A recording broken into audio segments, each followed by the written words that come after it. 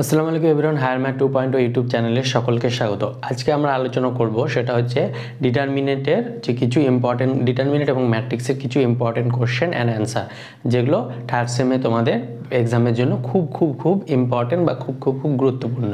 তাহলে সেগুলো আমরা দেখব। এর আগের ভিডিওতে আমরা ম্যাট্রিক্স সম্বন্ধে জেনেছি, ডিটারমিনেন্ট কাকে বলে জেনেছি, ডিটারমিনেন্টের প্রপার্টি জেনেছি, ম্যাট্রিক্সের প্রপার্টি জেনেছি। সেগুলো ইউজ করে আমরা এখানে এই অঙ্কগুলো করব। তাহলে যারা তোমরা কনসেপ্ট জানো না এই ব্যাপারে বা ম্যাট্রিক্স এবং ডিটারমিনেন্টের কনসেপ্ট জানো না, তাদের জন্য ডেসক্রিপশনে প্লেলিস্টের লিঙ্ক দিব, সেখান থেকে তোমরা যুক্ত হয়ে যাবে। তো চলো আমরা আজকে স্টার্ট করি। তাহলে দেখো, যদি a ইজিক্যাল টু এত হয় তাহলে ডিটারমিনেন্ট অফ a সমান কত। তাহলে a একটা ম্যাট্রিক্স দেওয়া আছে 4 3 1 5 5 0 3 2 1। এই ম্যাট্রিক্সটা দেওয়া আছে, ডিটারমিনেন্ট কত সেটা বের করতে হবে। তো ডিটারমিনেন্টের যে শর্টকাট ট্রিক শিখেছি, এই কলমটা এখানে লিখে এই কলমটা এখানে লিখে এইভাবে করে করতে পারবো। কিন্তু আমরা যে এর আগের ভিডিওতে যে একটা প্রপার্টি শিখেছিলাম এই ডিটারমিনেন্টের, তো সেই প্রপার্টিটা ইউজ করে আমরা এখানে অঙ্কটা করব। তাহলে a ইজিক্যাল টু আমরা কি লিখতে পারবো 4, দেখো এটাকে বলা হয় C2 কলম, এটা C3 কলম, এটা C1 কলম। তাহলে আমরা এখানে একটা অপারেশন লাগাবো। অপারেশনটা কি? C2 dash is equal to C2 plus C3, মানে এখানে নতুন একটা কলম অ্যাড হবে, সেই কলমটার নাম হচ্ছে C2 ড্যাশ। সেটা কি কিনা কেমন, C2 আর C3-র C2 মানে এই কলমের এলিমেন্টের আর এই কলমটা এলিমেন্টের যোগফল করে আমরা এখানে বসাবো। তাহলে এটা হয়ে যাবে 4 + 3, এটা হয়ে যাবে 3 + 1, এটা হয়ে যাবে 5 + 0 2 + 1। কেন করলাম তোমরা একটু পরে বুঝতে পারবে। দেখো এবার বুঝতে পারবে কেন করলাম এটা। তাহলে 4, সব কিছুর তো একটা কারণ থাকে অঙ্কতে, এমনি তো করতে হয় না। 3 + 1 4, তাহলে 5 + 0 5, আর এখানে হয়ে যাবে 2 + 1 3 1 0 1। তাহলে আমি কেন করলাম এখানে দেখো, আমরা ম্যাট্রিক্সের মানে ডিটারমিনেন্টের একটা প্রপার্টি জানি, যদি যে কোনো দুটো রো বা যে কোনো দুটো কলাম যদি এলিমেন্টগুলো সেম বা অভিন্ন হয়, তখন তার ডিটারমিনেন্টটা হয়ে যায় 0। তাহলে এই প্রপার্টিটা কাজে লাগানোর জন্য আমরা এই C2 ড্যাশ মানে এই নতুন একটা কলম নিয়ে এলাম, যেটা C2 আর C3-র যোগফল। আর থাকলে R1 R2 R3, আর মানে কলম হলে C1 C2, রো হলে CR, এভাবে ডিনোট করি। তাহলে এবার দেখো এই দুটো অভিন্ন চলে এসে মানে একই চলে এসছে। তাহলে এ ডিটারমিনেন্ট অফ A অবশ্যই 0 হবে, আমরা যে প্রপার্টি শিখেছি সেই প্রপার্টি অনুযায়ী। তাহলে ডিটারমিনেন্ট অফ A এর মান কত? C, option C 0। দেখো ডিটারমিনেন্ট বের না করেই আমরা প্রপার্টিটা কাজে লাগিয়ে এই ম্যাট্রিক্সের ডিটারমিনেন্টটা প্রপার্টি থেকেই আমরা বের করতে পারলাম।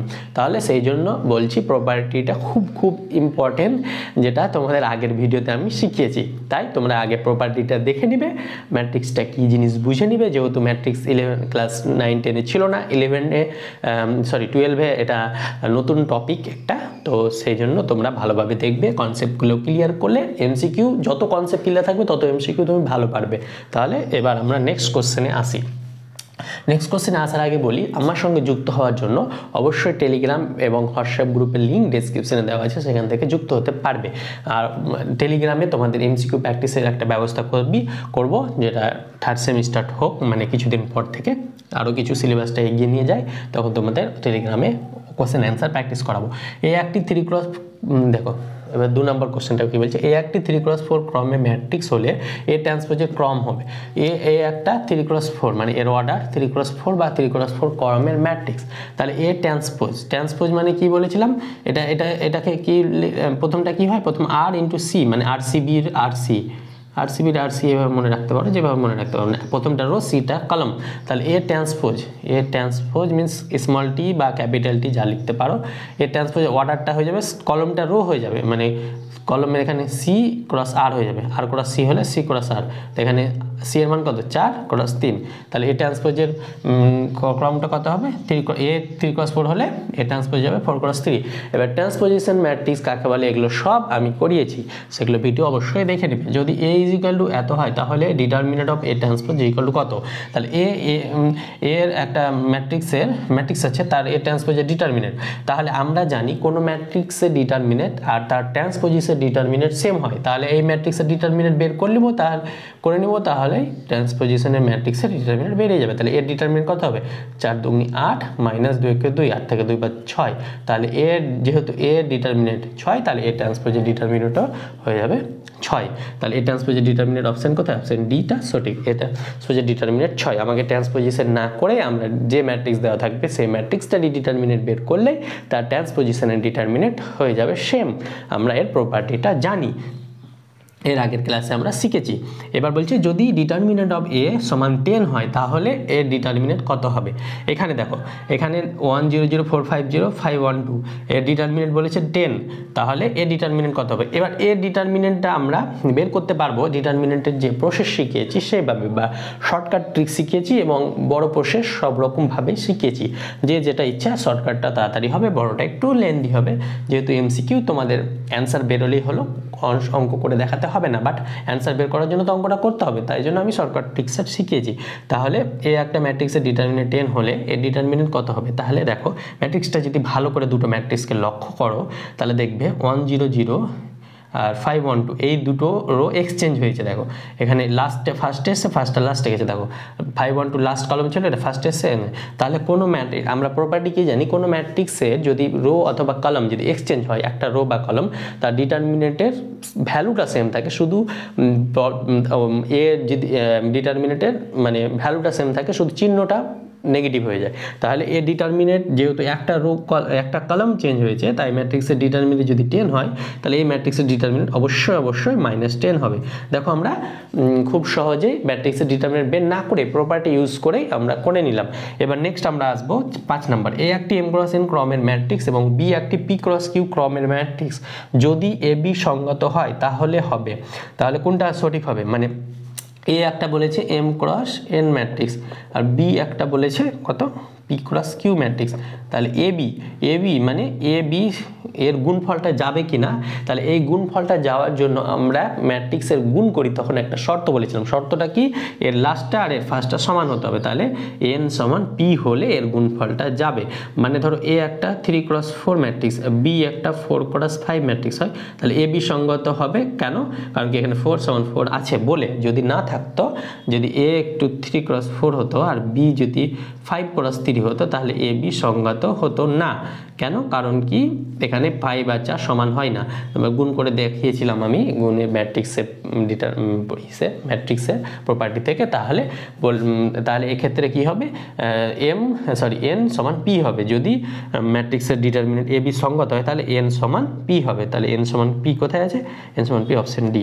তাহলে আমরা এই ডেফিনেশনের সাহায্যে এই এমসিকিউগুলো করে নিলাম খুব ইজিলি। তাহলে আমাদের ডেফিনেশন অবশ্যই প্রপার্টিগুলো অবশ্যই দেখে আসতে হবে, মানে মনে রাখতে হবে আর প্র্যাকটিস করতে হবে। প্র্যাকটিস করতে করতে তোমাদের ব্রেনে অবশ্যই থাকবে। তো চলো এবার নেক্সট আমরা আরও কিছু এমসিকিউগুলো দেখব। নেক্সট আমরা এই কটি অঙ্ক করবো। দেখো 6টা কি বলছে? এ ট্রান্সপোজ ম্যাট্রিক্সের ক্রম 6 × 5 হলে এ ম্যাট্রিক্সের ক্রম কত হবে? এখানে আমরা আগের ম্যাট্রিক্সে এর ক্রম ছিল, এ ট্রান্সপোজের ক্রম বের করেছিলাম। এখানে এ ট্রান্সপোজের ক্রম দেওয়া আছে, মানে এ ট্রান্সপোজ একটা ম্যাট্রিক্স যার ক্রম 6 × 5, তাহলে এটা r × c, তাহলে এটা উল্টে যাবে, c × r হয়ে যাবে। c × r হলে এর c কত? 5 × 6, তাহলে এই ম্যাট্রিক্সের অর্ডার কত হবে? 5 × 6। এর আগের কনসেপ্ট ট্রান্সপোজিশন কনসেপ্ট থেকে আমরা এটা পেয়ে গেলাম।